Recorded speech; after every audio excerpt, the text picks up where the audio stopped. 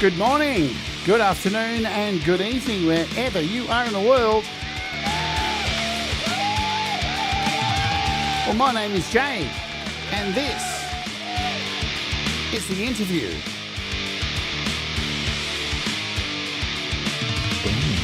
And today on the show we have Cíara Rooney from Centre Left Right, and her music is sensational. She's young, she's awesome, and we're going to find out all about her. But first we're going to kick off with a song from her first album, which is called Sketch, but this song's called Moon Rocks. Let's Oge, baby.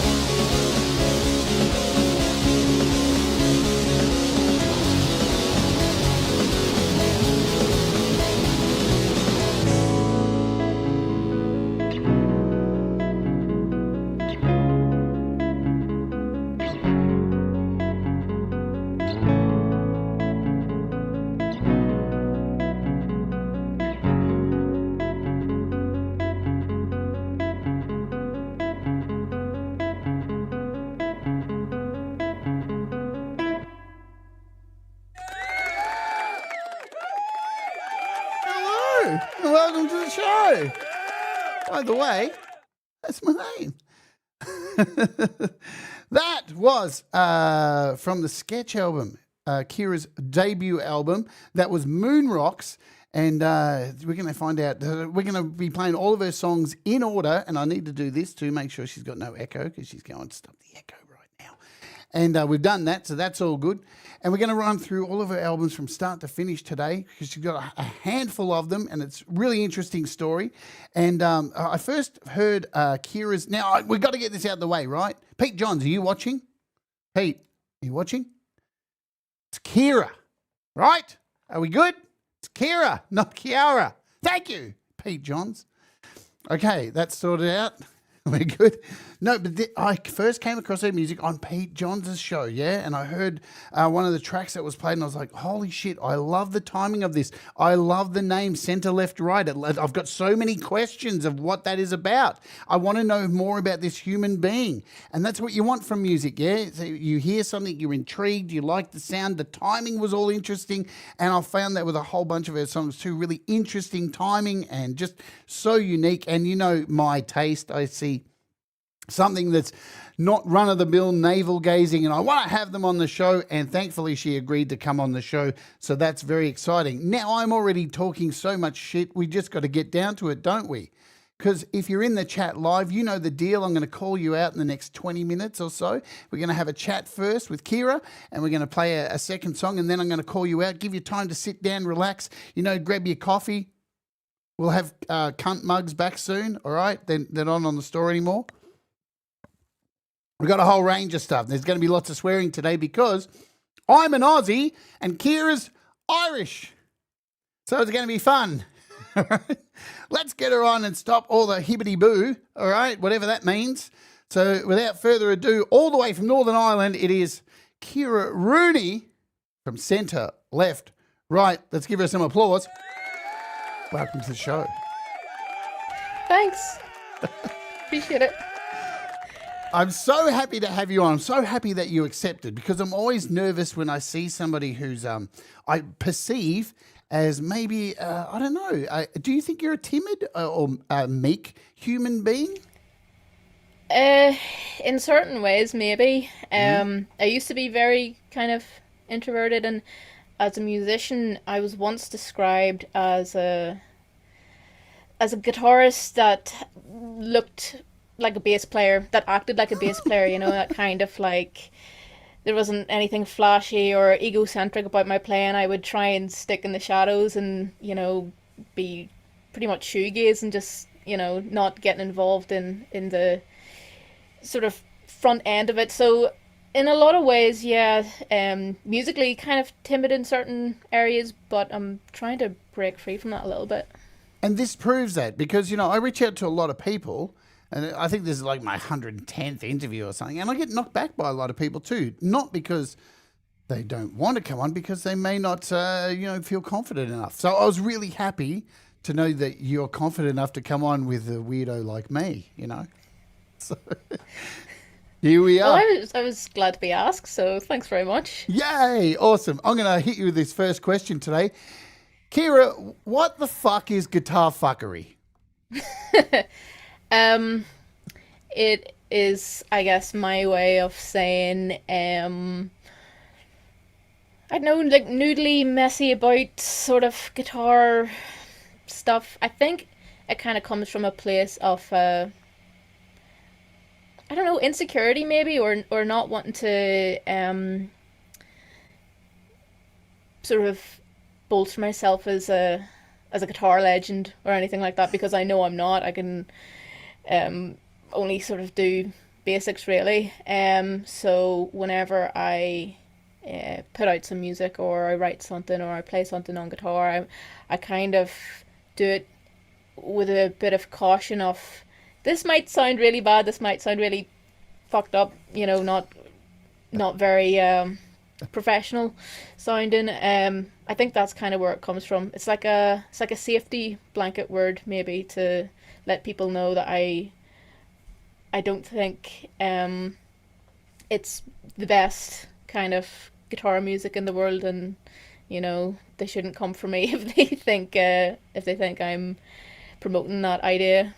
See, I love it, right? I love anything that's outside the box, and I hate genres. I hate typical genres. I'm classical rock. Fuck off. Come up with something interesting, right? They used to have on Apple Music, when you when you used to be able to do it like in iTunes, you upload your music, they used to have a category that was called unclassifiable. And I just put that on all of my fucking music because I didn't want to adhere to it. So I see guitar fuckery and just go, oh, that's so marketable. That's what I see.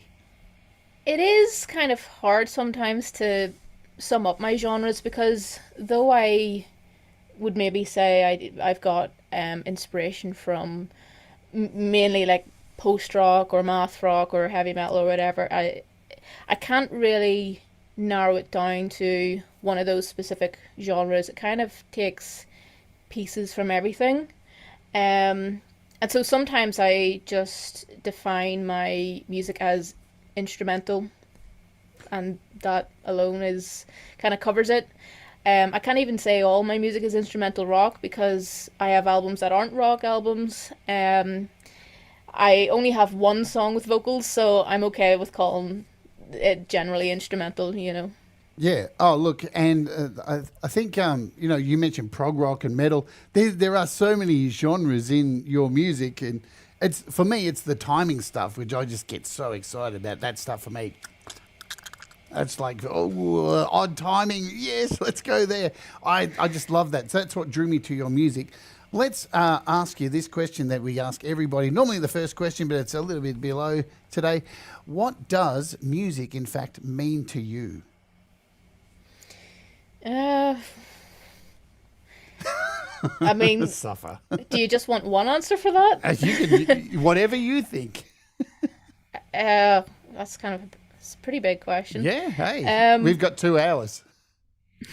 I suppose for me personally, it's kind of like maybe it's kind of like friendship in a way. It's like a friend in that, you know, it's always there, it's reliable. In fact, maybe it's more than that because friends sometimes come and go, whereas throughout your whole life, music's kind of gonna be there in some shape or form.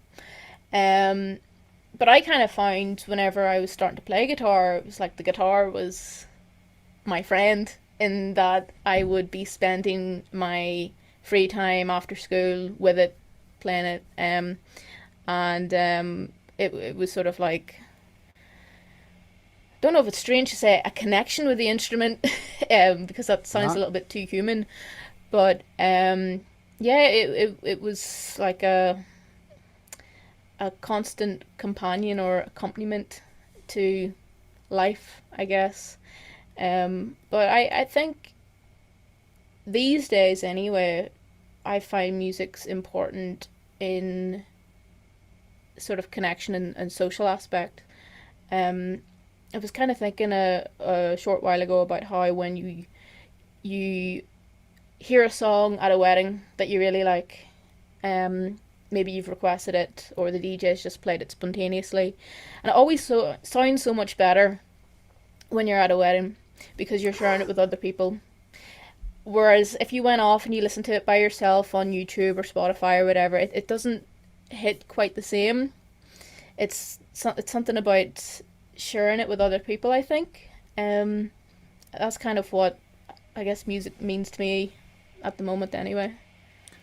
Beautiful answer. And absolutely I can agree on so many levels. You know, I think we've all had that moment. You sit down with a guitar and the whole world just disappears. And it's you and that guitar. Whatever moment. You're in a lounge room, there's a TV blaring over there, but you're in that moment, and it is a friendship. Like all my guitars, which are hidden behind the tree at the moment, there's like 13 of them back there. They've all got names. And if I could take them to bed, I probably would, but probably wouldn't turn out very good. But no, I get it. And, you know, the social aspect of music is huge. On that, right, let's expand on that, because today's music seems like we're heading down some very bizarre paths with music, with AI music, and that whole taking away the connection of actually, well, here's a whole bunch of songs I'm putting out, and there's no way you're ever going to see me live.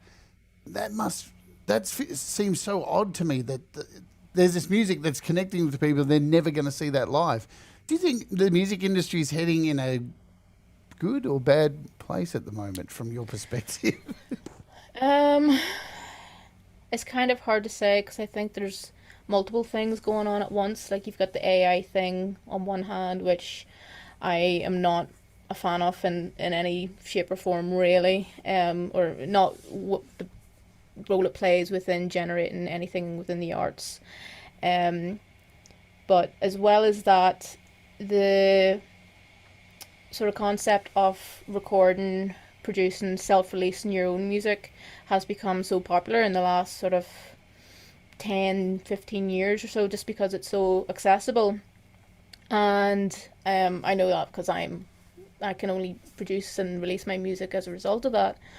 And that, though, has led to sort of an oversaturation. It's hard to keep up with all this new music, never mind from musicians that are signed with, these sort of high-end labels, and they're turning out an awful lot of stuff as well, having to make sales. And then you've got people like myself who are trying to do that just maybe on a lower level, and it's just hard to keep up with. So in that sense, I feel like the music industry is struggling, because it's like a room full of a million people all trying to scream over each other, and not one person can really stand out so much. So AI coming in, then I don't even know which one, what needs to be tackled first. Well, no, I do know which one needs to be tackled first. I think AI should go. But I don't think that's gonna happen. No. Because it tends to be the thing, once you introduce something, you can't really unintroduce it, or it becomes much harder to.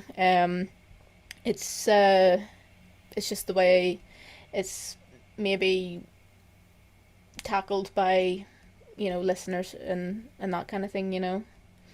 It's interesting because with all this slop that's coming out, I'm still able to find incredible music like yourself. Like I'm not having. I don't feel like there's anything's really changed. There's still avenues. I'm still having things pop up in my feed every day on Facebook or on YouTube or on Bandcamp, and still going, oh wow, that's really cool. So the AI thing really doesn't affect. I think for me, I've got over being angry about it now. I just am angry about the sadness I feel for people who are creating pretend images and characters of themselves, and then they're sitting behind going, that's me, but it's not. That's kind of sad in a way, don't you think? I get that as well. Yeah. Sort of AI generated images, and I think one of the things that really I can't get behind is it being used for people who've passed away. I think creepy. That isn't it creepy in one way, and I understand that it's sort of supposed to be comforting to the people that generated it, but I think long term it's probably more damaging and unhealthy than it is comforting. But again, I don't think we're going to be able to change anything about that now. No, I mean, I have my mates and stuff, and I love putting them in images and putting things in their mouths and stuff like. It's heaps of fun. Like that's the only thing I use AI images really for these days. Let's talk about being young, because I'm assuming you are still pretty young compared to someone like me. But when you were younger, growing up, what was some of the music that was played in your family's household, be it cousins or grandparents or parents? Who were some of these artists that were played on record players? Well, I guess you probably didn't even have them when you were growing up, but on CDs or whatever. And who were these artists, and have they shaped what you do today? Well, growing up, I suppose I listened to the radio a lot. The radio in the car was the main source of music. Family wise, I mean, my parents would have listened to a lot of 80s, sort of new wave and 80s pop. And funny enough, my dad in particular would sort of consider himself the reason behind me liking that genre, but it's actually because I played GTA Vice City when I was 6, and that game was just full of 80s and new wave, and I loved it. When you were 6, awesome! I love it.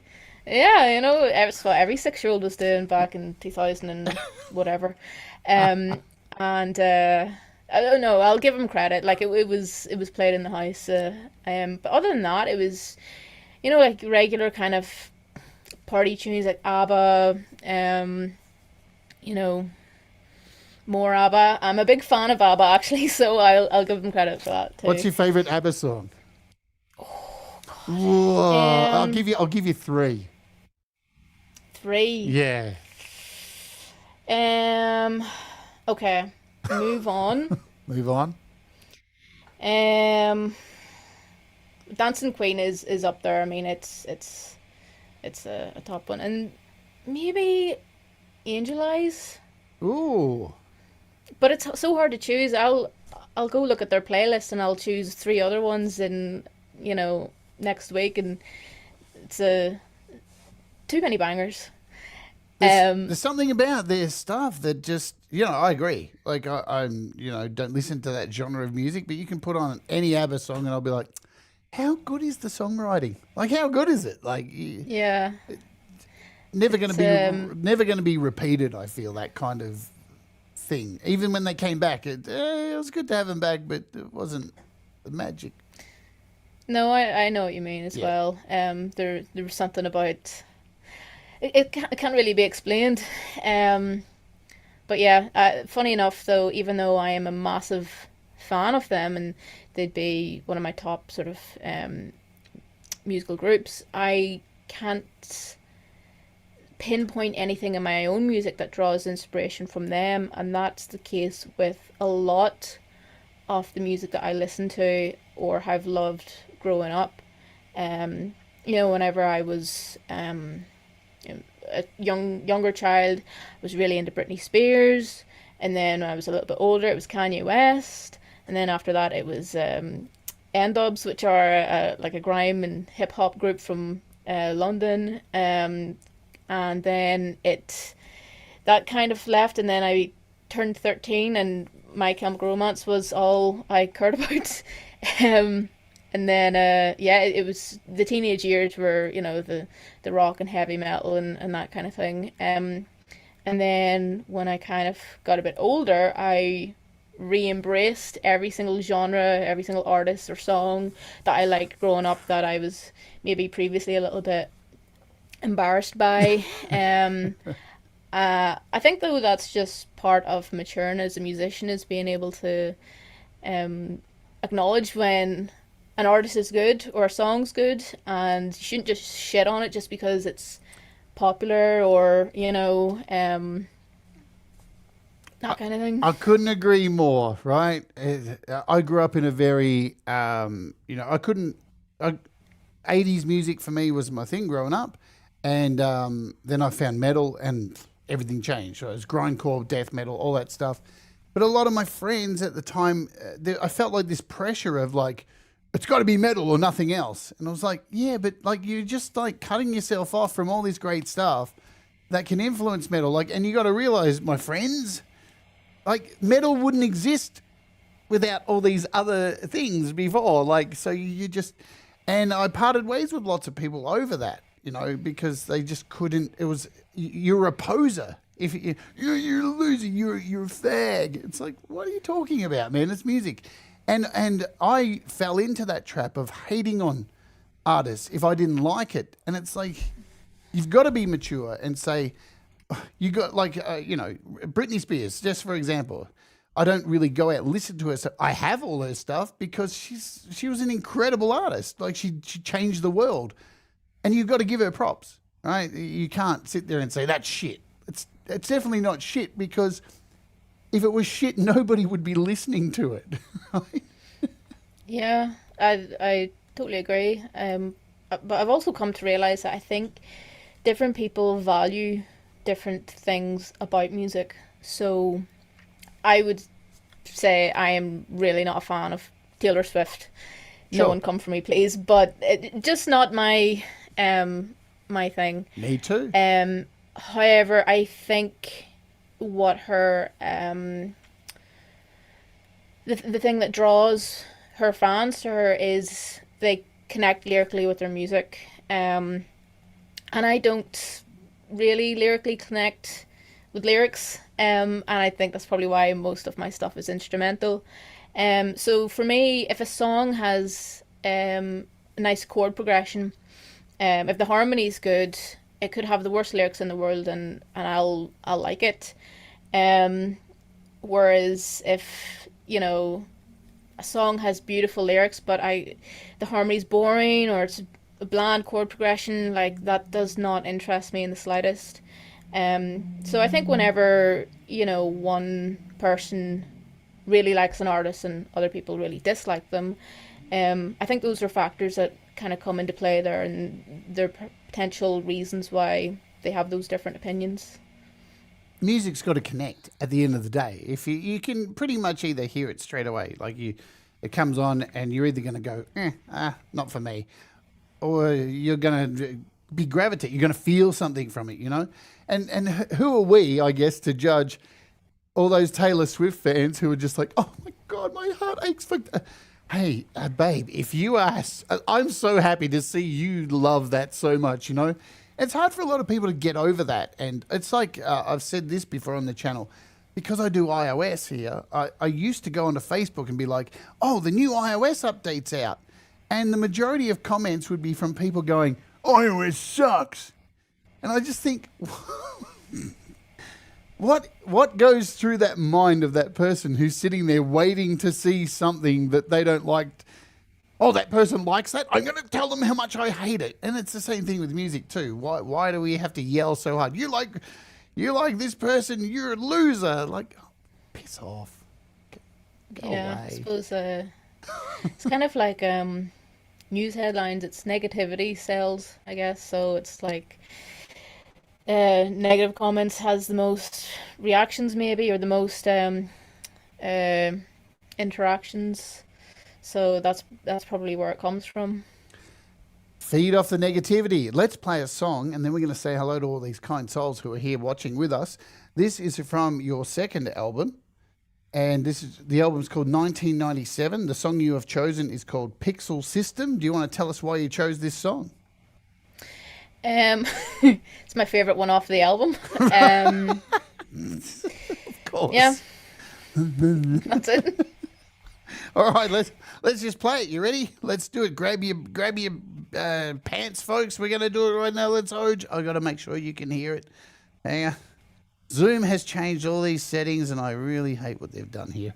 Let's do it right now. This is Pixel System. Let's Oj.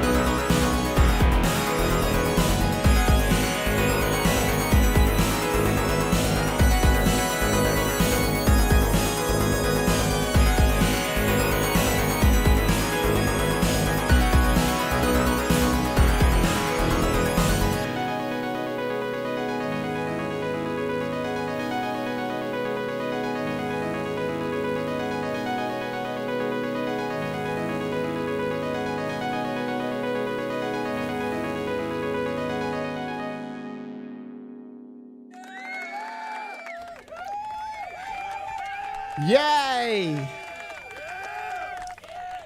Grand Theft Auto vibes there, I'm telling you. Hey? I suppose so, yeah. Felt like it. Even the artwork felt very Grand Theft Auto, very retro, video game stuff. Your music is so varied. I love it so much. Just such a big fan. I loved going through your catalog. When I first heard your music, I was like, all right, well, that's cool, but is she a one-trick pony? And every album is like a completely different artist. Is that on purpose that you like change the genres up? Kinda. I mean, it sort of started with well, my music that I initially started recording was all, similar to the first album, similar to Moon Rock's, instrumental rock, kind of ambient, post-rocky kind of vibes. Um, but the synthwave one only came about because I had, well, for a few reasons. Um, it came out in 2020, and just prior to the first lockdown in March, I had um I had crashed my bike into a bridge on my way What? to work. Yeah. It was Hey, all right. I mean, were you not nothing too crazy. what, Um, push bike, motorbike? oh no, a bicycle. Just Oh, just a bicycle, but still, yeah. but you're okay. Well, so what happened was I fell. I broke the top of my finger on my left hand, so my fretting hand, and then I Oh, fractured my big toe on my left foot. So, um, I couldn't play guitar obviously for a while. I had to let that heal. But in around that time, or shortly after that time, lockdown happened. I was living in England at the time, and amidst all the fears, moved home temporarily back to Ireland. So my recording equipment and my go-to um, guitars and basses and that I use in my recordings were left in England. So I came back. All I had really was my laptop and some instruments that I wouldn't record with because their quality's just not as great. Um, and I decided I was going to make some music because it had been, a wee while since I had the urge. I just didn't have the ability to do it the way I usually would. And so my partner, who's really into retro wave, kind of inspired me to do that album. And in fact, he actually did the album art, and it's the only album art that's done by anyone that's not me. So it was kind of a, a gift in that sense, it was sort of for him. So I downloaded a plugin. It was called Dext, um, something or other. It was a synth plugin, and it had a MIDI keyboard just, and I opened up Reaper and got going with the synthwave album, and I did it in 2 weeks. That was my COVID project, I suppose. And oh yeah, that's the one. hey, I found it. Um, it was great because it was free as well. Whenever I got it, I used YouTube to whenever I'm looking a new plugin and I'm not wanting to spend money because I sort of do everything. Um, I don't want to say cheap because that sounds cheap, but if I can avoid spending money, any extra money on musical gear, I will. So that's essentially how that album came about. And then once I had released it, it was received very well by friends and family and that, and I realized that I didn't have to tie myself to one genre, and so I explored others. I did a little bit of acoustic, sort of Irish trad inspired. I made a sort of heavy metal EP that started off as like a gent parody. That was only written as a joke, but then I started to like it, so I took it a little bit more seriously. Um, And yeah, so that's kind of how the multi-genre thing came about. And I suppose I could say, because I've become a musician who embraces all these different genres as a listener, I'm very open to performing them or composing under those genres as well. I love it because I read that and I did research on you and found an interview and read all this kind of stuff. And it's interesting how, for a lot of people, the inconvenience, which is what I call it for COVID, because it was very inconvenient, especially for all those people who died. But for a lot of people, it was really full on, right? It was, oh my God, my whole routine's screwed. But for a lot of musicians, it was like a reset and an opportunity to, I don't know, take a breath from the world and go, hey, I get to refine my creativity. And I know many people in this community probably wouldn't be making music if COVID didn't happen, because it gave them the breathing space to do so. It's how I started this channel. It was COVID that made this happen. So for all the shit that came with it, a lot of good stuff came out of it too, like your album and branching out and doing all that kind of stuff. Let's say hello to folks who are here in the chat, because I've been ignoring them. So guys, you know the deal. Save me scrolling up. Type something, anything, words, whatever, and I can find you and give you a shout out, but I will scroll and have a look. But we've got Floor619, we've got Leela Verse, we've got Joe, Glenn, Hugh Caldwell, Doug Kidder, Harriet B's in the house. Hello, Harriet. Thomas Christ, Dave Bops, we've got Russ8889, Riverbend Sim, who says, I'm subbed. He subbed you up. Is there anyone else who I can see? Ed Zelinsky, g'day to you. Capsalam, hello, hello. Lee, I think I said hi to Leela, did I already? I can't, my brains are fried. Gary Hubbs, what's going on? Bloody Ritual, hello to you. And before I run out of space, I don't think there's any more room up the top. I've got most of you, but if I've not called your name out, let me know. Call me a dick. Oh, there he is. Cold Acre, hello, who's working. And Pete Johns. Now that Pete's finally here, Pete, we need to have a discussion. It's Cíara. Okay? You Adelaidean with your Cíara. It's Cíara. So now you know, next time you introduce her on YML, it's Cíara. Happy days. Let's get on, because I want to know this question, because I love embarrassing people with this one. God. It's not that embarrassing. What was the first album that you purchased with your own money, and the first album somebody gave you as a gift? Because they're the ones that you normally hate, right? Well, one of the first ones I remember buying, I don't know if it was with my own money or if I had borrowed a few pounds from my mum, but I had intentionally went in and bought it. Yep. Was Death Magnetic by Metallica. Oh, a good album. It's up there for me. I would say I would rank it higher than Kill 'Em All personally. Oh, for sure. But I think so but too. I would. Although Danger Days by My Chemical Romance was one I got. I got a voucher, and I got that album with it. So I would say those two were the first ones I sort of bought by myself. One of the first, well, I suppose the first ever album I remember receiving, I was maybe about 4 or 5, and it was a compilation album. It was Pop Party. Don't know if they were in Australia at all, but they would do a different version every year, kind of like the Now That's What I Call Music, but sort of like a child friendly version of that, I suppose. And I got it with a Walkman, a disc one, obviously, not the tape. And I used to really, I ended up sort of breaking the top off it. That's it there, the blue one, blue and yellow one below. Yeah, that's it. That was the first one, and I think I had maybe the first 4 or 5. But it was sort of, just whatever pop music was on the radio in around that time, early 2000s.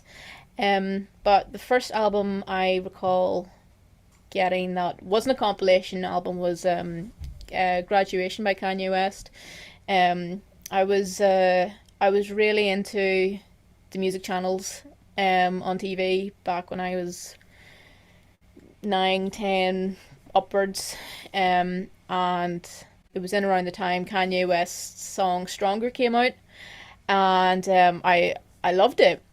However, I didn't realize at the time that it was the Daft Punk sample, which I was a fan of. But I later on, sort of in my teenage years, really got into Daft Punk, and I think I've realized that's why I really like that song. And funny enough, I suppose that's another genre thing, Daft Punk being EDM, and not rock, yet they are one of my influences, I think, for my compositions.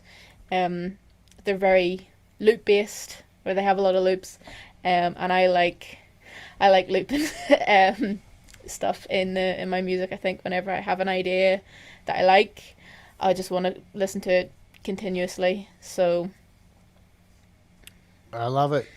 You mentioned Death Magnetic. It's funny, I talked about me being a metalhead, and Metallica is one of those bands I grew up with, right? And it's very tribal, Metallica. And for me, like they released Load and Reload, and I hate those albums. What else? Saint Anger, horrible album, one of the worst albums I think I've ever heard. But for me, when I heard Death Magnetic, and I'm sure there's Metallica purists out there are going to be like, that's blasphemy, what you're saying. But that for me was like, oh my God, they're back. This is where they left off. Justice for All kind of stuff. And I still listen to Death Magnetic a lot. It's just the volume was so loud. They pumped up the volume so loud. It's just a killer album. Kicks you in the face. I love that album too. So, with Kill 'Em All and that. It's hard because they're different times, Metallica was so young back then, and thrash was so different to how it is, all those years later. But nice. Let's talk about school, because I'm interested always when I have artists on here, if in your country where you grew up, you had a robust music system at school. Like, did they offer you any kind of music lessons at school? And did you get forced to learn the recorder? yeah, I mean, in primary school, learning the recorder is a rite of passage, and I actually think it's important. I'm probably sounding biased because I am a musician, and I've worked teaching recorder in primary schools now. I've been on the other end of it, but just as an instrument that's accessible to everyone, because if you were to try and get a class of 30 kids to learn guitar, most of them are going to complain about their fingers hurting. They haven't got the calluses yet. Yeah. Whereas you don't have that problem with recorder. So I did get the recorder treatment, but I'm not a hater of it. We also got the opportunity to learn tin whistle, which is a Irish woodwind instrument, and I did lessons in that in primary school for a short while. Didn't touch it again for years, and then I picked it up just in time for it to go on my sort of acoustic Irish trad inspired album, and I really enjoyed it. It's a good solo instrument if you can, find a good key for it to go in, because it's quite limiting. The one I have is in the key of D, so you can't really explore as much as I would with other instruments. But then when I got to secondary school, I had the opportunity to take guitar lessons when I was about 12. There was a guitar group, and that was sort of it for me. I couldn't imagine doing anything else once I had started that. I had wanted to be an artist since I was 4. Right. And then as soon as I started learning guitar, I was like, I know I want to be a musician. So that was definitely a big turning point for me, and I got involved in sort of school shows every year from then, and it really did help with my sort of confidence and self-esteem, and as I was saying earlier about music and the guitar sort of being a friend, it was that in many ways, and school and sort of adolescence, it's a isolating time of your life, for a lot of people. It's the teenage years. It's awkward. It's, you know, not no, not always the most fun. So having that at the time was really important to my, I suppose, development as a person. Was it easy to convince your parents to get you a guitar? Yeah, so what happened was I was at my granny's house and my cousin had been learning guitar and he was trying to teach me Wonderwall, of course that being everyone's first song they learn on guitar, and I picked it up pretty quick, surprisingly, and that was yeah, that was it. Like I said to my parents I wanted a guitar for Christmas. But before they bought me one, I had been given my cousin's older guitar. He had like a 3/4 size classical, Right. and so I used that for maybe about a year or so, and then I was like, right, well, I've done this, it's great, but I want an electric guitar. Yeah. So that was my own first guitar, and it was a sort of cheap, shitty elevation Stratocaster. It's all everyone's Yes. got the same. It's Yes. the black and white Strat knockoff as their first guitar, but it was very important in the beginning, and I still have it today, and it's covered in stickers as everyone's first electric guitar should be. Yeah. It just doesn't get used for any sort of recording or professional playing. The action is horrible, and I've tried fixing it, and still, it's one of those guitars you have to have built right to get it to sound perfectly. But it's very sentimental. I'd never get rid of it. It's interesting with guitars because, like, out of all the instruments, like, if you buy a saxophone, buying a cheap saxophone is not the way to go. You're going to want to buy a good saxophone, right? With guitars, you've always got the opportunity to change it, to add things to it, to replace parts on it, and you can take the cheapest. And like back when I was a kid and got my first guitar, shit guitars were really shit. These days, a shit guitar for $150 is like, what? Yeah. People these days are getting a fairly good guitar, because a lot of the guitars these days are made, the high-end ones, the cheaper ones are made in the same goddamn factory. So it's just what you're getting is a guitar that's not set up, not had the amount of care on the frets. And you can do all that stuff. So, and with a bit of love, you can make it your own very easy and turn it into a stellar guitar. Wasn't the case in the old days. So you've got your first guitar. Do you start making demos? And are you one of those kids that's sitting around with a tape recorder and a little microphone or whatever, and you're trying to make little demos for yourself? Is that how you got into recording when you're younger? No, it Right. wasn't anything like that Right. actually. I wasn't aware that I could be a composer with just me and my guitar because I wasn't a singer. It was just kind of lead guitar stuff, and I thought the only way I could go about things was to be in a band. Um, and I was in a band in school, for a couple of years, but it was only until I think I was in my second or second last or my last year of school, and we had our performance exams, and the drummer in my band was practicing his piece for his own um, exam, and it was an instrumental piece by a band called And So I Watch You From Afar, which are a local band, Right. funny enough. And I remember hearing it for the first time, and it was his cover of it, and I was blown away. I didn't know that music like that sort of existed. It was like if you can imagine, like a mix of math rock and post rock. So, like, to me, post rock feels very s- slow moving and legato, and it doesn't really have a sort of build up and climax. Sometimes it's just, I don't know, a little bit subdued, whereas math rock's very chaotic, Yep. I think, anyway. Counting So, all the time. Counting all the time. yeah.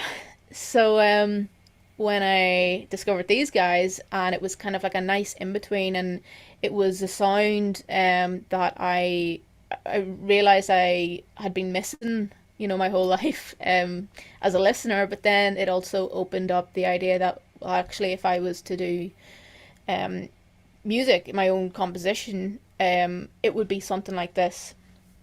So the recordings kind of came about whenever I was in university, when I was doing my degree in music.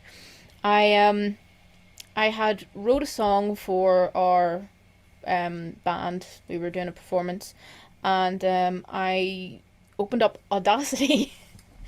But I had recorded it on my phone. I had put the files on Audacity, and I had only done that because there was a couple of things I had to double track. Um, and then I realized a couple of years prior I had been given a Yamaha Audiogram 6 USB interface, but I didn't really know how it worked, or, what to do with it. It came with a Cubase installation CD or disc um, for as the DAW, and it froze on me whenever I put it in, so I never touched it again.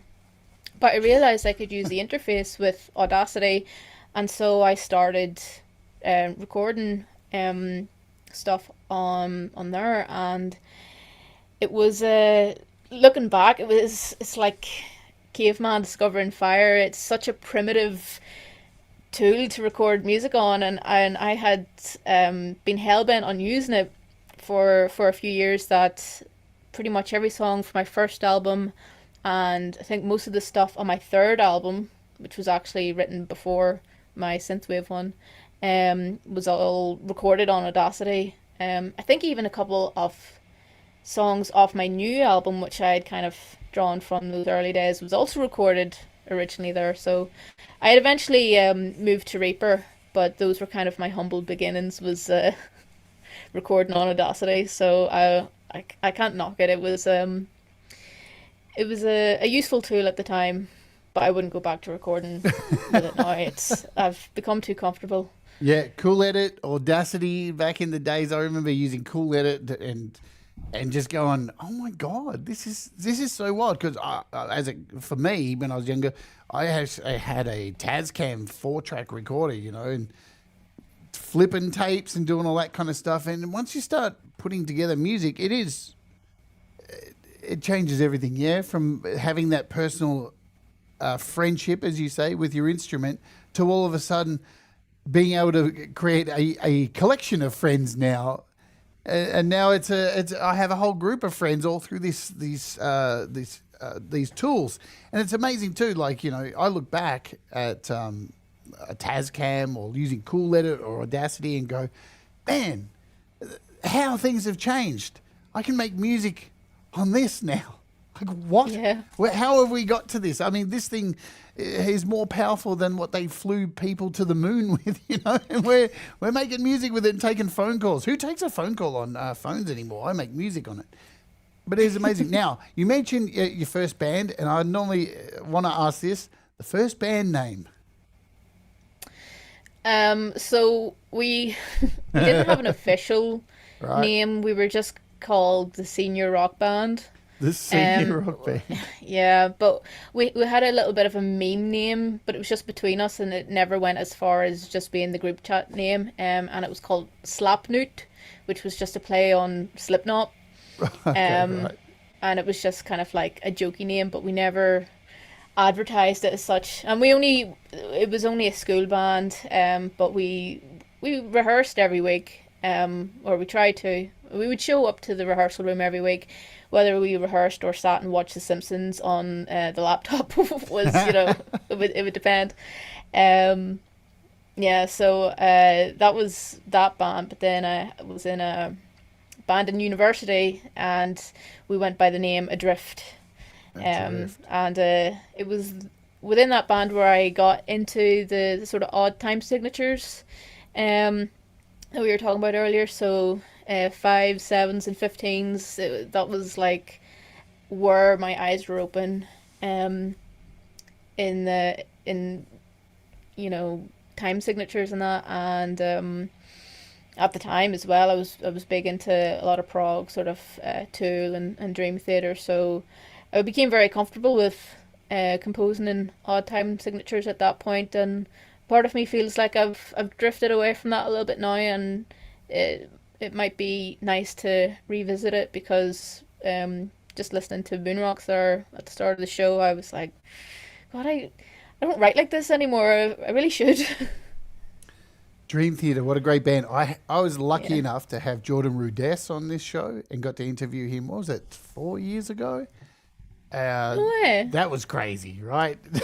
Like, I'm gonna have to go watch that afterwards. yeah, it was wild. And because he makes this app for iOS called GeoShred, where it's like a guitar shredding app on your iPad and you can play it with your fingers. And so I had him on to talk about that and obviously about Dream Theater. And for me, that was like, holy shit, I've got Jordan Rudess on my rinky-dink little channel with like 1,000 people as subscribers. It was really cool. What an awesome dude he is. Let's play another track.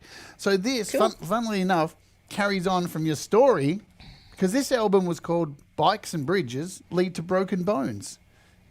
Yep. I So love- that was named after the accident. Yeah, I love the tie-in. Very, very cool. There's a story. Look, I just love what you do. Let's play this. This song is called Velocity, and I'm sure that kind of ties in as well. I'm sure. Were you riding at high velocity in this accident? I was late for work, or I was running late for work, so Story of our lives. that's all I'll say. All right, let's do it, folks. You ready? Let me make sure you can hear what's going on. Good on your Zoom. Thanks for that. We're ready to go. This is Velocity, and let's oach. You ready, guys? Boom!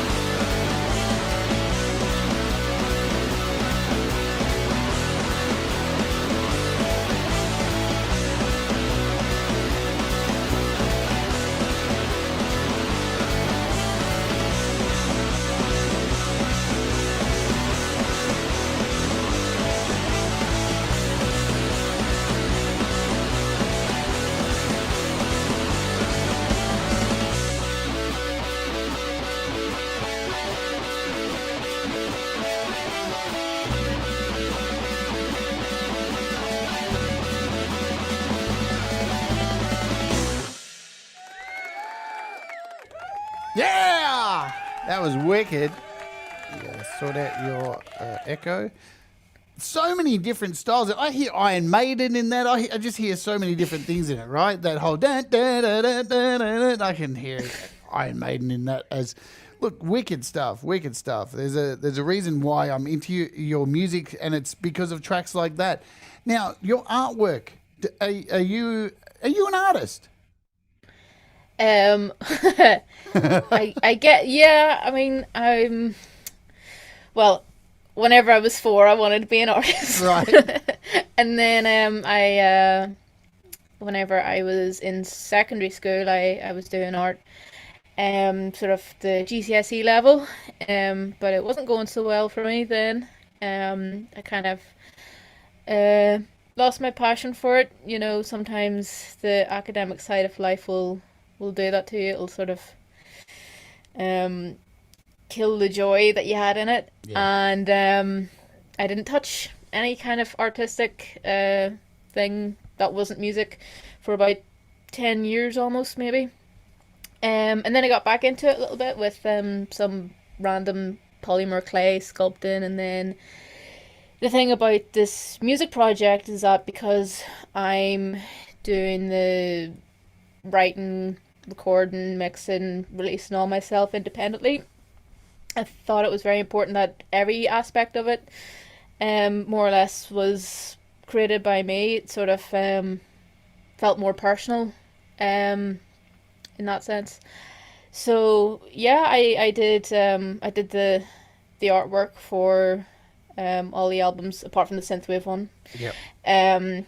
But it's nice because whenever you have that slump of, okay, I've just been writing and recording music for the past 4 months and I'm starting to hit a wall, but I want to do something creative. It's, well, what can you do? It's find another artistic route to take for a couple of months. And I've gotten really into needle felting in the last few years, so I do that whenever I'm sick of doing music, and then I'll kind of swap between them. You got to have other hobbies, right? Because the music process. Me and Pete have both done numerous shows on this on our rants and stuff when we've got together. When music gets a little bit hard, go do something. Go buy an ice cream. Just anything. Just change direction. Have something else to fall back on. Because it's one of the things I feel sad about for, like, don't mean to go back to AI artists, but this is what's unfortunately going to happen to them, right? These poor people. They're going to work out soon that the industry's shit and they're now a part of it. And if you don't have anything else to fall back on and you're just prompting, well, you're fucked. As an artist, you need to. And it's one of the things I noticed about your product is that it felt very much like the album artwork is, even this between here, we've got Sketch, the first album, and your newest one is like, it feels like this callback to the first album somewhat because of the hand on it. There's a whole thing of hands going on. Cíara, There is. what's the deal with the hands? Whenever I was sort of coming up with the solo project name and trying to think of a logo, because most bands have some sort of logo or symbol that's kind of recognizable, I kind of thought, well, what can I do that is sort of unique, not controversial, not not embarrassing to look at or weird or something, but something personal. And I thought, well, I couldn't do any of this stuff without my hands. What about using a hand? And the first and second album cover, the hand images were sort of using like a Google image source. I didn't copy and paste the Google image. No, I sort of took the general image and did my own kind of tracing and drawing around it and all the editing. So it's sort of, they kind of came from a reference image, but then I changed it into my own.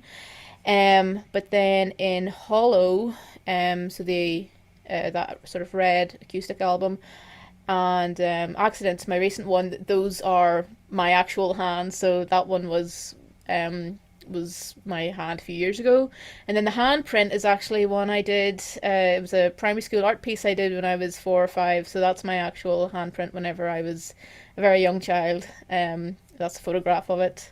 Yeah, that one. And as you can see, it's broken. My pinky fell off. But I thought that was a good use actually, because I was gonna name the album Accidents, because I accidentally deleted the whole album. But What? so I thought, What? oh, there's a whole trauma section here. It's not that bad. I recorded my entire acoustic album, my single with the vocals, This Is Not Your Home, and a good chunk of Accidents, so my recent album. I think it was maybe 2022, in around Easter time, and my laptop was running out of space, and I was stupid, and instead of backing it up, I thought I would move everything to the recycle bin, because things don't actually get binned in the recycle bin usually. But there was so much When stuff they're big, that they do. yeah, I didn't know that. Oh But no. so I had lost pretty much all of them. I did have my other stuff mostly because that was on a previous laptop anyway. So I then painstakingly had to re-record everything from scratch. I learned my lesson. I bought a external hard drive and I back everything up frequently. Um, but it was a very I don't like thinking about how I felt at the time. I think I cried for a few days, if I'm Yeah. being honest. It was so disheartening at the time. But now that I've released everything, I've re-recorded it, released them all, I can see certain silver linings, because there was changes or additions I made during the re-recording process that I was happier with, and that wouldn't have occurred if I had stuck with the original. So now that I'm on the other side of it, I can be like, okay, well, there's every cloud has a silver lining. Um, it was just so difficult whenever you have um your recording sound in a certain way that you like, because I sort of mix as I record, and I compose as I record as well. The recording process is, it's happening at the same time. So whenever I was trying to replicate what I had done, certain little things just didn't sound the same as they did in the original track, and that would annoy me, and I would spend ages taking the same take, but changing the um pickup selector, because I was like, oh, what if I had done it on this one. The other thing is naming your tracks accurately. Now I make sure that if I'm doing a guitar track and I'm double tracking it, I will have what pedal I used, Right. where Right. the pickup selector was set, so I know exactly what is going on in that track, and that has actually saved me a few times where I've lost or deleted something, or need to re-record. So it's good to be organized and label and back up and all that stuff. It's rare you make that mistake twice. Look, we've all been there. Everyone's done it. You've worked on something really hard and you've lost the whole lot. And it's heartbreaking. I've thrown things at the wall, smashed everything up in my bedroom because of it, cried, punched the walls, everything. But and it's hard at the time. I remember when the first time that a really big project, I lost all of it. And I remember friends going, but you can do it again. And it's like, shut the fuck up. Really? That's not helping, right? Yeah. But in I mean, hindsight, right, you can look back and go, maybe it's for the best. yeah, it's okay now. I mean, it's also because time heals all wounds, I Yeah, suppose. true. I was always gonna get over it, and I knew that at the time. I remember saying, I know that it'll be fine. I'll re-record it, but this just really sucks right now. And I'd even taken it to a sort of tech guy to see if he could, restore any of them. But I think it's like an SSD drive, I think it is. Pretty much they can't take anything back that's been deleted. So I had to just re-record everything, and it was a case of just sitting down and doing the most scrappiest demo takes ever, just so I would remember what it sounded like. And then once I had everything sort of roughly recorded, I would go back and redo the takes with something that I was a bit more happy with.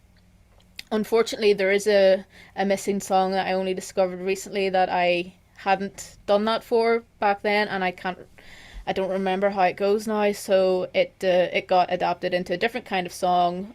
I don't remember the other one to know if it was any better than Right. the current iteration, but it is what it is, and I'll probably not miss it because I'll not know what it is that I'm missing. Yep.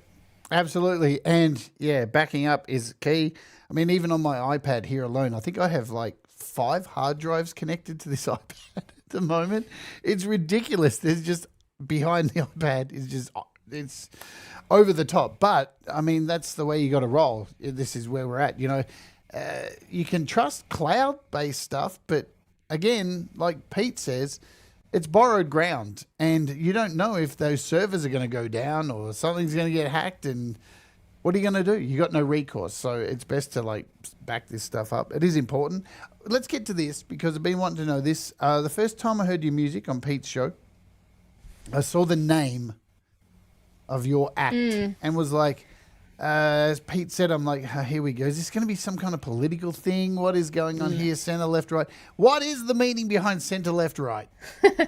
Well, whenever I was starting to record all these different songs, the hardest part wasn't recording or writing them. It was coming up with a name for the solo project. And I hadn't decided that it was going to be a solo project then.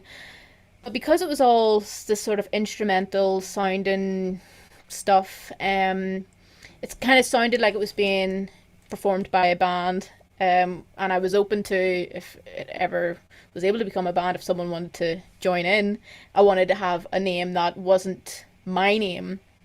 And also I feel like going by your own name sometimes sounds a bit singer-songwritery. There's a certain genre, I think, that's expected of people that refer to their music under their own name, but I still wanted it to be sort of personally tied to me. So when I abbreviate my initials, so my middle name is Louise, so my initials abbreviated as CLR. So I did that, and then I was trying to think of, well, could I get some words that are also abbreviated as that kind of makes sense. And center, left, right came almost instantly, and I think it's just because they're directions and they just so happen to have the same initials. But I had a working title before that. It was Among Aliens. That's cool. And too. I had liked it, and I had designed a logo based around it. And then I thought, oh yeah, this is cool. And then I kind of woke up the next day and I looked at it and I cringed a little bit. I was like, no, this can't be it. Because at the time I had went with that because I had a little bit of a fascination of UFO sightings and the idea that we're not alone in the world and that kind of thing. But I didn't want it to be taken as I was some sort of Tom DeLonge alien sort of conspiracy Aliens. Theorist freak. Yeah.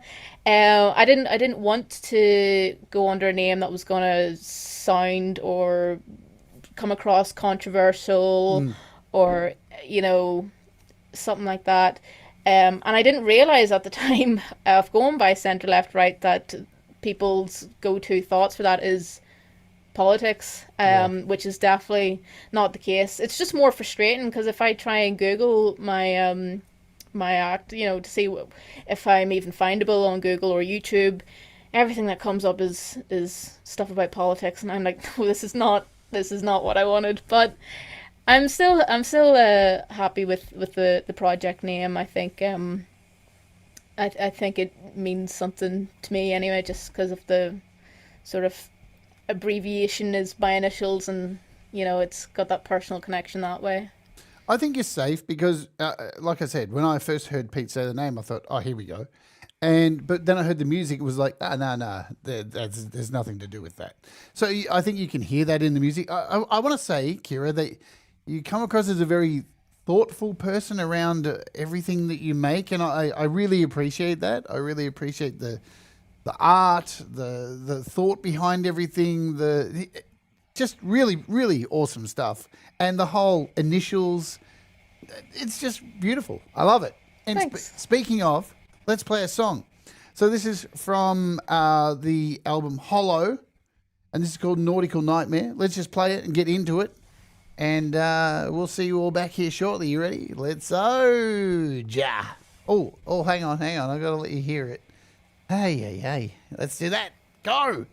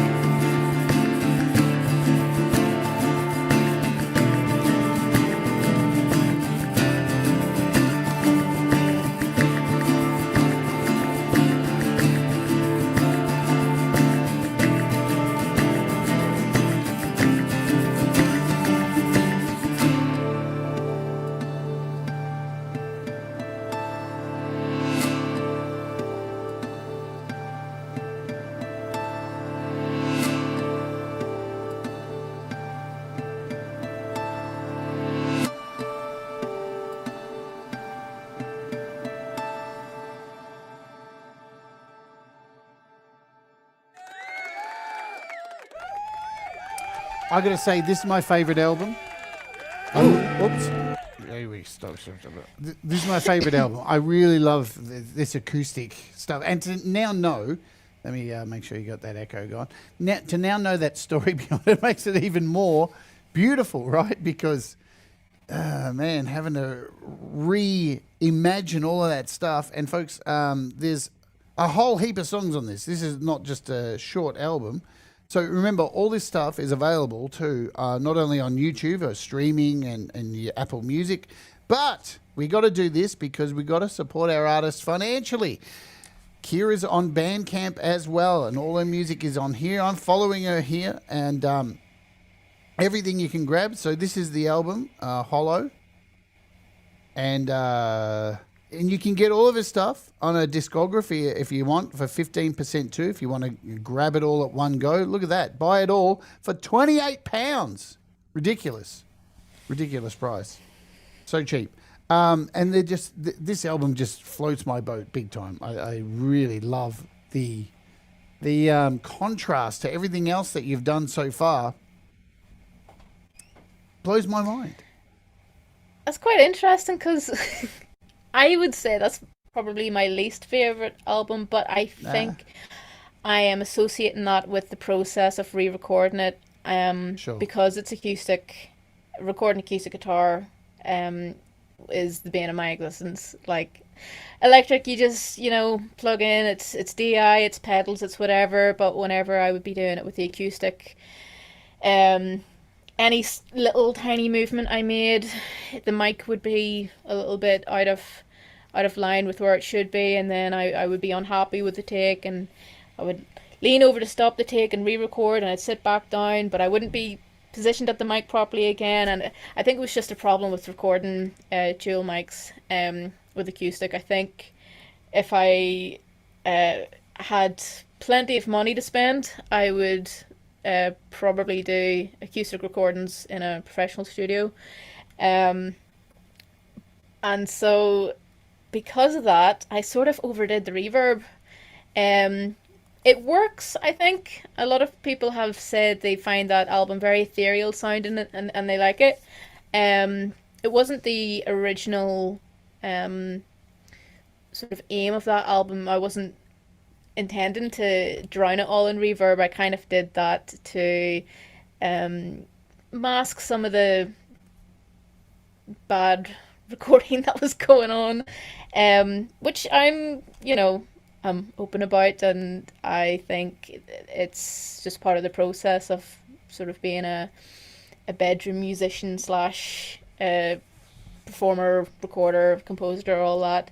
There are certain elements that you have to be aware of that you just can't replicate,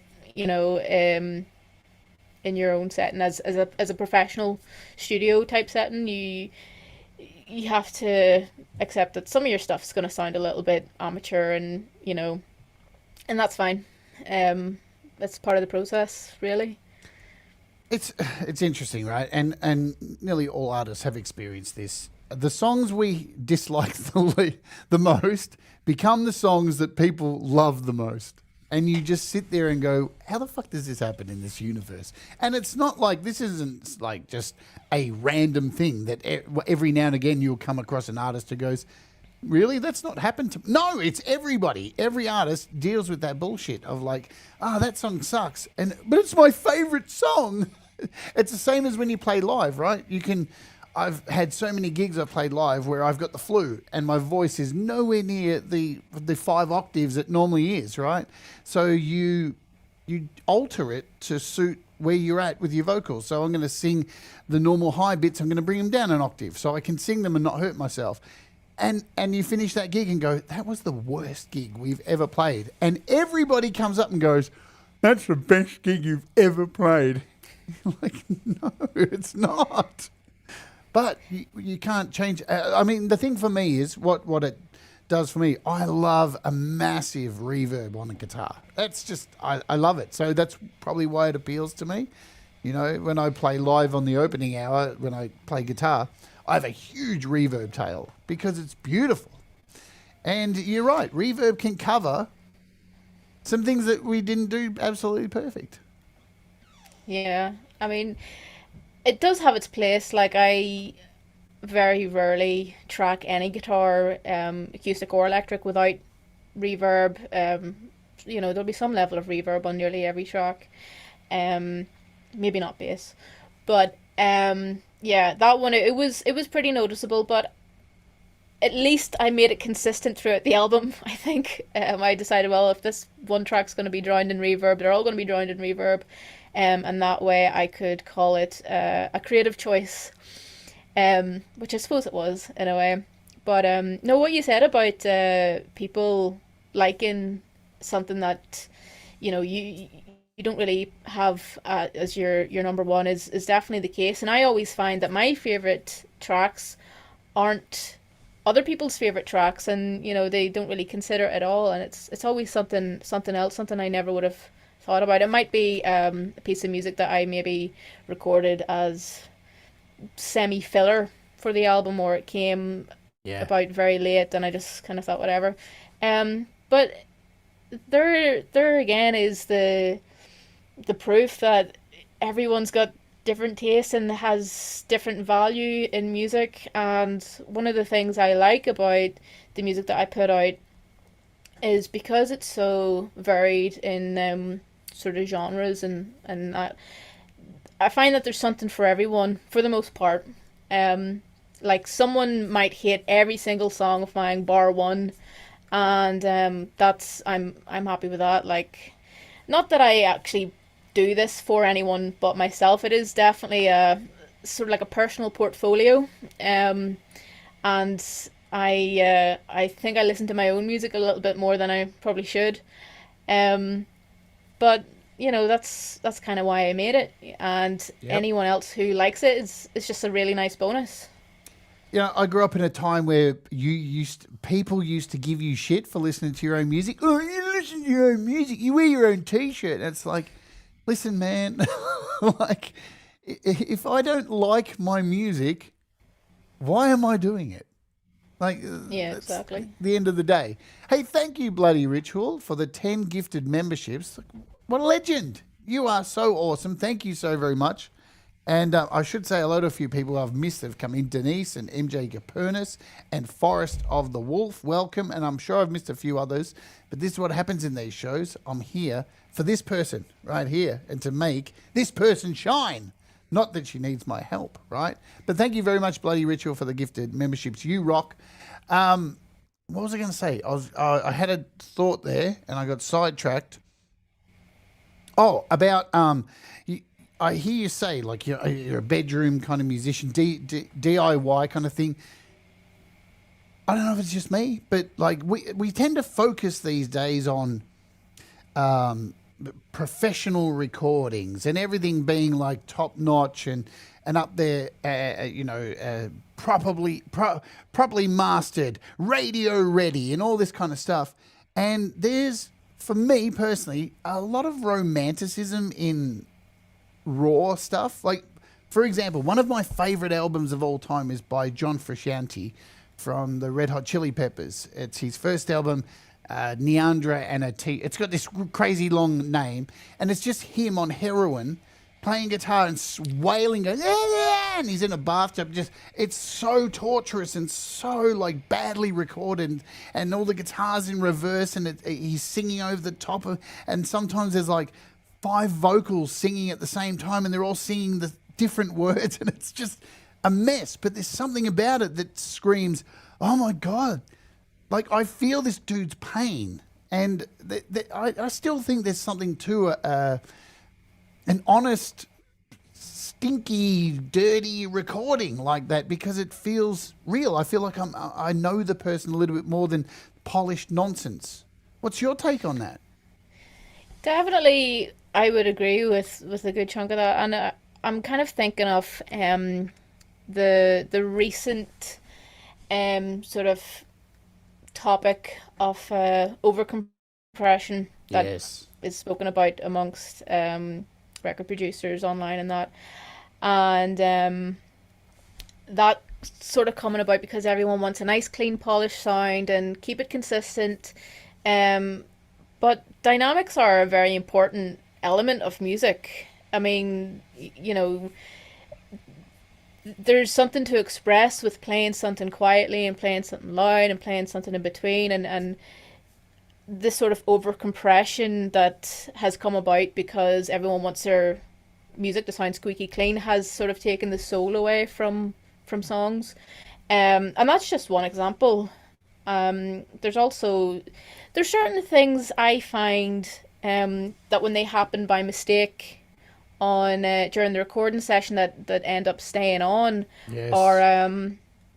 sort of make the record kind of make bring the song together. And there was one of my songs off Bikes and Bridges. I think it's Wrath. I had sort of looped phrase, but on the, I think it was the third bar I was playing it, I played it slightly wrong, slightly different. I was on the wrong string, but it added something different, and it was a mistake, but I liked it, and so I thought I'm keeping that, and I'm actually gonna roll with it, and I'm gonna do that as the new sort of version of this. So I think having the elements of certain mistakes or certain things that went wrong, it kind of is, it can work out in your favor of actually enhancing the music, or it can just simply give the music a feeling of authenticity or soul, or make it feel like it was made by an actual person and not, by robots or AI or any of that, Yeah, look, I agree 100%. And thank you, Mr. Smith, for the additional membership you threw my way. And hello to Connor Rooney as well, who says, wrong way down, a one-way street. Personal favourite of CLR catalogue. There you go. Look, and this is the thing. This is why when many shows I do here showing people how to record music or whatever, right? And I see people like recording a vocal take and then just dragging that vocal take and dropping it down and thinking that's a double vocal. And it's like, no, sing it again, because like that's the inconsistencies that create these harmonics and tonage that you can't manufacture. And like, again, music we didn't like have doors where you could just do it again. Back in the old days, it was all done on tape. So that take had a mistake in it. It was fucking on there, and some of those mistakes for people are highlights of songs, which is bizarre, right? Even from my own material, there's one track I released in my old band on this demo, and I found myself whenever people would play this song, and I was there in their presence, whenever that bit came up that I thought was shit, I would always go, so how's your day been? And talk over the top of it. And then one day I thought, why the fuck am I doing that? They have no idea that's a fuck up, right? And then you hear, oh, that's my favorite bit of the song. Really? That's a mistake? Like, yeah, the happy mistakes are the thing of music. Really, it is true. Too polished productions bore me quickly. There's no magic, is what Forrest the Wolf said. Dynamics are so important. All my favourite songs seem to have rough edges and bags of dynamics. It is true. I think, and above anything, I think that's going to be the thing that kills AI music. It's too nice. Clean. Yeah, it sounds like it just came out of a clean toilet. Somebody just cleaned the toilet. I don't know what's wrong with my brain, Cíara. Help me. No, I get that. It makes sense. Yeah, no, definitely. I do think, I mean, I could sit and rant about AI for the longest time. I don't really want to keep going into that. For sure. But what really bothers me about it is there's things in this world that we don't want to do. We don't want to go to work and do routinely work stuff, for people that work in corporate stuff. The arts is something that that we do for fun, that we enjoy. So if we can make livings out of that, that's good. We want to keep that going. So to have a kind of machine of sorts, it's I mean, it's not even really tangible. Feels like more of an idea on the internet than a physical thing. But for it to come in and sweep in and do all the fun stuff, all the creative stuff, it's like, why? Like, we're left with left? Yeah, nothing. It's like, get AI to do all the boring work stuff so we can have time to get creative and feel the effects of art. That's it. Give me what you promised me. Give me AI and robots that clean my clothes, do my fucking dishes, make me coffee, bring me food, all the shit that I don't want to do. Give me all that, right? Cure cancer. Do all this stuff. Don't take away my don't take away my creativity. It's the last thing I have. For God's sake, It is nonsense. But here's the thing again. For all the focus, and I'm guilty of it too, putting focus on this stuff. I'm at the point now where I'm just like, go. I want it. Do it. Because it's just going to bring more creativity to the top. Cream rises to the top. And it gives me hope that I can sit there and just be hanging out on Pete's show and then someone like you pops up, and I go, all right, well, what's this all about? And here you are sitting with me talking about this life you've had of creativity and how it's come from things like coming off a bike and your hands and the story of your initials. And this is the hope. This is not going to go away as long as we're still here, which is a beautiful thing. Currently, do you have specific gear that you are making music with? What is your signal chain? What is your go-to DAW, guitar, apps that you kind of use? Just give us a quick rundown of what is your go-to for current recording. So I have been using my Ibanez Geo as my go-to guitar for all electric guitar stuff. And it goes into, I have a pedal board of mini pedals from Donner. They're all Donner mini pedals. I got them over the years, Christmases, birthdays. They make good stuff. Yeah, and they were very, very affordable Yes. as well. And that was kind of my one of the key reasons why I went for them. There was no point in me spending £100 or more on a pedal. That then runs into my interface, which is just a Yamaha Audiogram 6 I've had since I was about 16 or 17, and it's still going somehow. I think it's been discontinued, so I really hope it never dies on me. Because then I'm gonna have to get the focus right or something, and I don't like it. The layout I like. This one is, it's got all the dials and buttons on the top. And then I've been using Reaper for the past 6+ years maybe, and I'm fairly happy with that. I have a couple of plugins that I use. Most of them are built in, but some of them I had installed. So the Dext synth one was one, but then I've got a couple of sort of drum plugins. So all my drums they're written by me, the drum parts, but they are MIDI drums. They are programmed in, like dragged and dropped, and and then I do the changing on the velocity and that. It's more so my drumming skills are quite basic, and to record acoustic drums, which is what I had initially planned on doing, but it just wasn't possible with the skills I had at the time. So I opted for programmed drums, and I think the one I use is called Labs Spitfire. Yep. So there's drums and there's piano on that same plugin, and that same Labs plugin, there's an orchestra version by BBC Sounds, I think it is, and that's where I get all my orchestral MIDI from. And again, all of this I source from watching YouTube videos of free plugins for whatever sound, and I'll find a list to choose from, and then I'll try it out, and I usually stick with it. I'm quite loyal to the plugins I've sort of chosen. They've got me and my music where it is so far. So that's pretty much it. Aside from that, I've got a couple of basses. I've got a second-hand one from Dean, and then Harley Benton. I've got a 5-string. Ooh. And Harley Benton is actually one of the brands we were talking earlier about, sort of affordable. They make nice guitars. Sort of good quality. Yeah.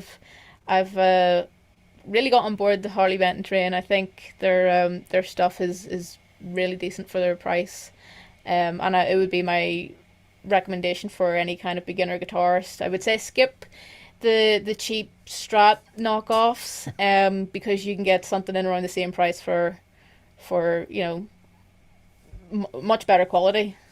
It's really good to hear somebody say that within Reaper you're using the stuff in there, because that's the thing, right? And I try and say that here on this channel. I do How to App on iOS, where every day I'm looking at a new app. I'm not a salesperson. I'm not telling you to go and buy these apps, right? I'm just showing you them so you can make an informed decision if they work for you. But we have within each of these doors, no matter what it is, let's not get into door wars because like they're all the same shit, different bucket. They've all got a compressor, they've all got a delay, they've all got EQ. But in amongst those doors, everything's in there that if you can't make something with what's inside a simple door, I don't know, maybe it's time to become a train conductor. Yeah, I mean, if it could be possible with Audacity, then like I don't know, there's no excuse. Yeah, Um, absolutely. but I have tried out different ones. I used Logic Pro X in school whenever I was doing music technology, and I've obviously used GarageBand as well. But I don't own any Apple products, so I wouldn't, be able to use them on my laptop even if I wanted to. I've used Cubase a little tiny bit, but that was back before I really knew what I was doing, so I was put off it. But Reaper, I have no bad things to say about it. It's free very too. straightforward. It is free. Yeah.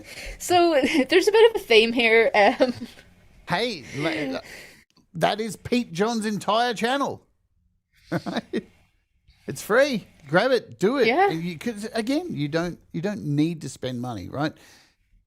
Talent doesn't come from apps, and it comes from you. It comes from your hands. Comes from your creativity. Speaking of which, we're going to play another song. This is called "This Is Not Your Home." Let me do the thing, and let's get into it. So this is a single, I do believe, and there's an instrumental version. And is that right? So I think the one I sent you's got the vocals on it. It's the one song I have with vocals, but I released an instrumental version as well, just to have. I think this is the one with vocals. Mr. Smith, let me just address this. In other Jade, my Prometheus World Divided hoodie arrived at last. Oh man, I don't even know how you found the link to my old merch store. I took it off all my channels, Mr. Smith, because I'm rebuilding because that place is shocking for their delivery. But thank you for purchasing Prometheus stuff. A fourth wall will be up very soon. Anyway, let's play the song. Let me make sure you can hear the track. God damn you, Zoom. All right, it used to be so much easier. Let's do this. This is Not Your Home, center, left, right. Are you ready to oge? I'm ready to oge. Let's oge!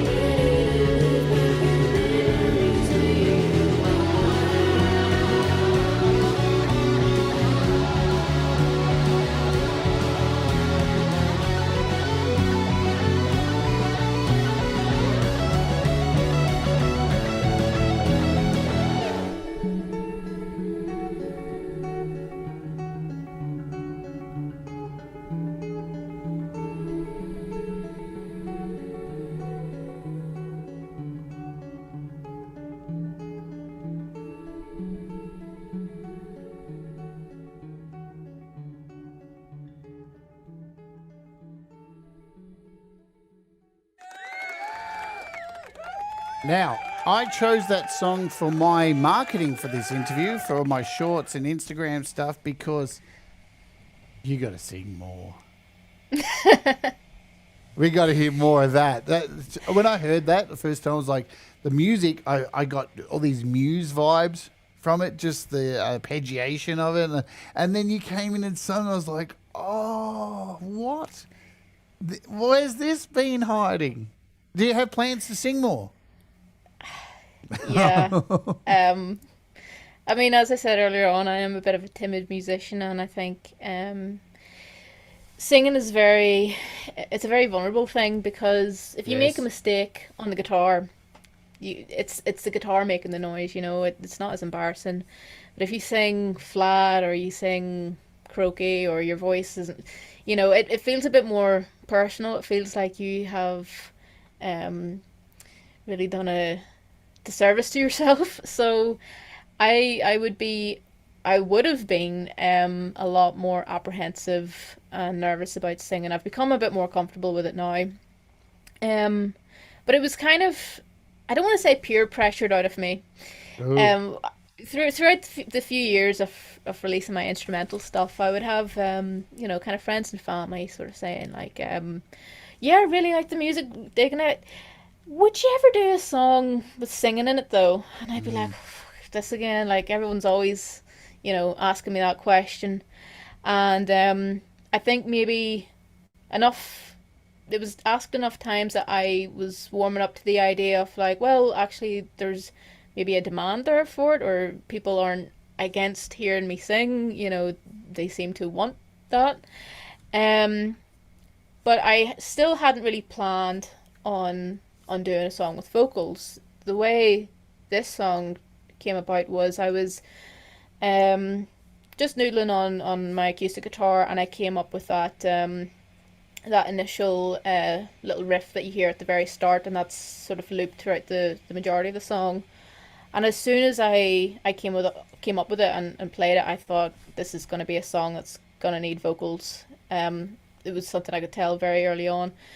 So I pretty much got to it, and I was so so nervous about anyone hearing me sing. I was singing it so quietly in my bedroom. That's why it's almost like a whisper. You can very, very gentle singing, but also because I wasn't really like a belter of a singer. My only experience was choir, and choir singing is very breathy, very head voice. You don't really project so much, so I naturally gravitated towards that kind of singing. But it suited the song, so it worked out. And I finished the song, and I sat on it for a while. Well, sorry, I finished the song and then I deleted it, and then I had to re-record it, and then I sat on it for a while. Right. And I liked it. I really did like it, and I thought other people would like it, because they had sort of been asking for it. But there was still that sort of self-doubt in me, or that kind of voice that, is like, oh, people are going to listen to this and, think it's shit, or they're going to take the piss out of you, and, she's no singer, like, what you at? That kind of fear. But I took the plunge, I guess. I mean, I'm acting like it's this big deal, but it felt like that to me at the time. It was felt very vulnerable. But once it was out, and I again got really good reception from friends and family, and I then felt less worried about it. And I'm sort of working on songs with vocals again. I've just been having to get through the backlog of other stuff first, and then I think I'll explore more vocals in the future. But I as I said earlier on, I don't really connect lyrically with songs, so writing lyrics is very difficult for me. But I'm determined to do it all myself. I don't want to get the help of a musician friend who can write lyrics, because I'm I'm very, I guess, attached and maybe a bit too prideful of making sure that everything about this project is all my own work, which I suppose has its drawbacks. But I mean, I'm not gonna lie, I'm a wee bit stubborn about it. So I hear that's just you. the way it is at the moment. I hear you. I'm with it. I understand completely. And, being a singer, you're right. Being a singer is like getting an invitation to a costume party, but misreading it and turning up naked. That's what it is. And you are exposing everything. And you don't have much to hide behind. And Yeah, either people are going to feel that and connect with it, or they're going to hate it.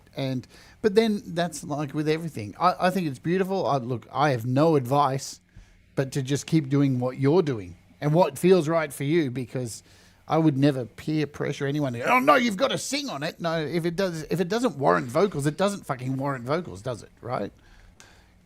definitely. Yeah, And yeah. only you I know appreciate that. that. Well, everything you've done from here has been how you want to do it, and it's got me interested. So that's all that matters. That's what's got me wanting you on this show. How the fuck did you find us here all on YouTube, like Pete Johns? How did that happen? Catherine McChrystal, who Ah, would be on Your Music Live, is a friend of mine from the real life world. So I started doing, shortly after I released that song, actually, became comfortable with the idea of people hearing my singing voice. I started doing open mic nights locally, and maybe about 6 months later, Catherine showed up and also started doing the open mic night, and so we just got on immediately, and yeah, shortly after, I guess she was on Your Music Live, she told me about it, and then I got on board, and so that's kind of how that came about. yes, Pete Johns. He's the gateway drug to everything. He's he's the gateway drug to meth. That's right, aren't you, Pete? He's gonna hate me saying that. Look, it's all right. It's all right, Kira. I've been to his house. I've broke bread with his family, so I can say that. See, And smoked meth. no. Now that would be exciting, watching Pete smoke meth, because I used to actually be a meth junkie. So there you go. Now I would love to see Pete smoke a bowl of meth. Wow, that would be incredible stuff. Especially then if I took him to the cricket, that'd be incredible. Now the other thing too, I think I mentioned this at the start. I love the way that when I reached out to you, you were like, "Yeah, I'm coming on," and kudos to you, because now I'm going to put Harriet on the spot. Even Catherine, I asked Catherine on the show, and Harriet, and they're not ready to do that. And you've got to understand, not everybody wants to do that. But now that Harriet's here, I'm going to put a comment up there. Has it been so bad, Harriet? Are you scared yet? I'm not putting pressure. What's Pete say? I'm all about hard drugs, as you know. Yeah, Pete. You should see Pete. He's got a bong in his bag wherever he goes. He's just that kind of guy. We're going to get out of here. We got a little bit to go, and this is going to tie into our last song. But what's next for? See, you like a segue? Look at that, amazing. What's next for Cíara Rooney? Well, I'm currently compiling a lot of unreleased or unfinished or not very good or still demos, all the tracks that have never seen the light of day for various different reasons. So it's going to be like a big compilation album. I think there's going to be about 30 tracks, but they're not all going to be full length. Wow. Some of them are going to be like 30-second snippets of an idea that I started, but I couldn't go anywhere with it, and by the time I got round to it, I'd lost the interest. But I like the idea of putting everything out there that was intended for this music project. It's also, I think, important to sort of show the things that aren't as good, maybe. I mean, I've obviously cherry picked the songs that I like the most, that I think are the best for my albums, and there are certain ones that are just not it. But it's important for all creators to know that you're not gonna make absolute gold all the time. Yes. And I always feel reassured whenever I see like one of my favorite guitarists or a guitarist in a band that I really like make mistakes, Yeah. or or can't remember their songs or whatever it is, because it then removes that imposter syndrome, I feel, ever so slightly. Um, so I think putting out my sort of unreleased um, demos and that is kind of tying it all up together, what I've kind of done so far, and that way I can focus on maybe the vocal route next, if that is the way I decide to go forward. So hopefully I'm aiming about January time, I guess. It'll be sometime early New Year to have this compilation album out. And it's just again another warning. It's not good necessarily, in my opinion, but there might be some stuff on it that someone might like. It's kind of a case of like one man's trash is another man's treasure. And yeah, I'm currently just doing a little bit of tweaking. I'm not properly mixing them because something about having the rawness, or as it is part of the sound. Again, we were speaking about that earlier too, so that kind of ties into it as well. So that's the very next plans, and then hopefully following that, I can do a little bit more vocal stuff once I get to grips with lyrics. I love it. Sounds fantastic. I love that kind of stuff. I mentioned this album earlier, John Frusciante.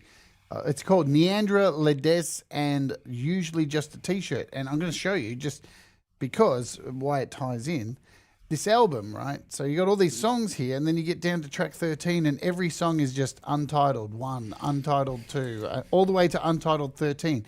And they're like a minute, 1 minute 38, and they're just the most half-baked, half-assed, unfinished.